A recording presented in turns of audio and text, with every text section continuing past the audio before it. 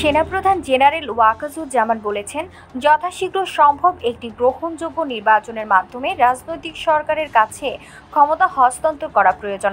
সার্বিকভাবে দেশে একটি অরাজক পরিস্থিতি বিরাজ করছে। বিভিন্ন মহল থেকে সেনাবাহিনী ও সেনাপ্রধানকে টার্গেট করা হচ্ছে। মানবিক করিডোর ও চট্টগ্রাম বন্দর দিয়ে সিদ্ধান্ত নেওয়ার এখতিয়ার বর্তমান সরকারের নেই। বর্তমান সার্বিক পরিস্থিতিতে দেশ ও জনগণের কোনো রকম ক্ষতি হোক এমন কোনো কাজ সেনাবাহিনী করবে না, কাউকে করতে দেবে না। গতকাল ঢাকা সেনানিবাসে সেনা কর্মকর্তাদের উদ্দেশ্যে এসব কথা বলেন সেনাপ্রধান। বিভিন্ন সূত্রে এসব জানা গেছে। দেশের শান্তি শৃঙ্খলা ও সার্বিক পরিস্থিতি সম্পর্কে তিনি বলেন, সার্বিকভাবে দেশে একটি অরাজক পরিস্থিতি বিরাজ করছে।